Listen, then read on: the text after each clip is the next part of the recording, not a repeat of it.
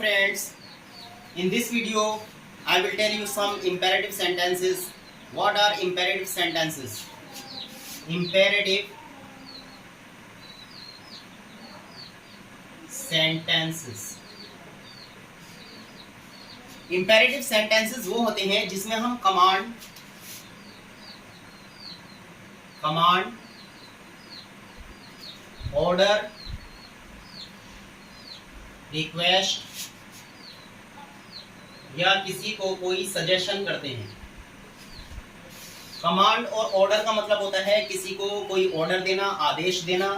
Request का मतलब होता है किसी से कोई गुजारिश करना, और सजेशन का मीनिंग होता है किसी को कोई राय देना, मशवरा देना। जैसे कमांड की अगर हम बात करें या ऑर्डर की बात करें तो जैसे मान लीजिए हम सेंटेंस मैंने लिखा यहाँ आओ, तो ये एक सेंटेंस है यहाँ आओ। ये ऐसा सेंटेंस है जिसमें हम कमांड कर रहे हैं, ऑर्डर कर रहे हैं। और इम्पेरेटिव जो सेंटेंसेस होते हैं उनमें आप यहाँ पर देखिए, जब हम उनको इंग्लिश में ट्रांसलेट करते हैं तो इंग्लिश में ट्रांसलेट करने का तरीका ये होता है कि सबसे पहले हम वर्ब को लिखेंगे। वर्ब क्या है इसमें? आओ। आओ की इंग्लिश होती है कम, और फिर उसके बाद यहाँ कम हेयर। इस तरीके से हम इम्पेरेटिव सेंटेंस लिखते हैं। यानी जो स्ट्रक्चर होता है इम्पेरेटिव सेंटेंस का वो ये होता है कि सबसे पहले आप वर्ब लिखेंगे और उसके बाद आप जो भी वर्ड है अलग से, जो भी उसमें दूसरा कोई वर्ड है उसकी इंग्लिश फिर आप लिखेंगे। जैसे यहाँ आओ, कम हेयर। अगर मैं दूसरा सेंटेंस लिखो वहां पर, जैसे वहां जाओ, वहां जाओ, तो अब यहाँ पर हम जाने की इंग्लिश लगाएंगे गो, फिर वहां की इंग्लिश आएगी इसमें। ठीक है, तो ये एडवर्ब ऑफ प्लेस है यहाँ, और इस सेंटेंस में देयर जो है ये एडवर्ब ऑफ प्लेस है क्योंकि ये जगह को डिफाइन कर रहा है। हियर मीन्स यहाँ और देयर मीन्स वहां। अगला सेंटेंस देखिए, यह करो। ठीक है, तो करने की इंग्लिश पहले आएगी डू, और यह के लिए हम बोल सकते हैं इट, डू इट। अगला सेंटेंस है हमारा यहां बैठो।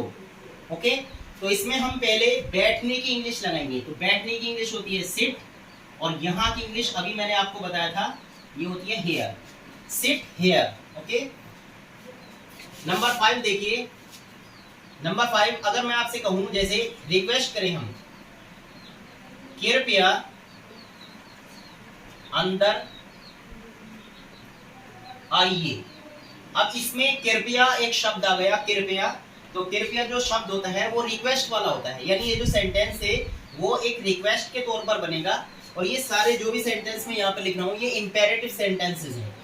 तो कृपया की इंग्लिश सबसे पहले आप इसी की इंग्लिश लगाएंगे, प्लीज। अब अंदर आइए, तो आने की इंग्लिश होती है कम, और अंदर की इंग्लिश होती है इन। ठीक है, प्लीज कम इन। नंबर 6 है कृपया शोर मत मचाओ। वैसे शोर मत मचाओ ये एक ऑर्डर वाला सेंटेंस होता है, लेकिन जब हमने यहाँ पर कृपया लगा दिया तो इसका मतलब हम रिक्वेस्ट कर रहे हैं, और रिक्वेस्ट जब करते हैं तो हम यहाँ पर प्लीज लगाएंगे, प्लीज। और ये एक निगेटिव सेंटेंस के तौर पर बन गया सेंटेंस। तो मत मचाओ, डोंट। मेक और शोर की इंग्लिश होगी अ नॉइज, ये हो गया complete. Please don't make a noise. Number 7 यहां खड़े हो जाओ। तो खड़े होने की इंग्लिश लगाएंगे पहले स्टैंड, फिर हियर। ठीक है, ऐसे ही अगर हम किसी को सजेशन दे रहे हैं, यानी मशवरा दे रहे हैं, सजेशन दे रहे हैं, तो उसके लिए क्या होगा देखिए, हमेशा सच बोलो। तो सबसे पहले हमेशा की इंग्लिश आ जाएगी ऑलवेज। अब आएगी बोलने की इंग्लिश, क्योंकि ये वर्ब है, स्पीक, और सच को बोलते हैं the truth. Always speak the truth. एक और सेंटेंस देख लीजिए, अगर हम सेंटेंस बनाए निगेटिव में और इस तरीके से बनाए, दूसरों को गाली मत दो, तो इसको कैसे बनाएंगे देखिए, डोंट, ये भी एक निगेटिव सेंटेंस है। और जब हम इंपेरेटिव वाले जो सेंटेंसेस होते हैं और वो निगेटिव बनाने होते हैं तो डोंट से या नेवर से बनाते हैं।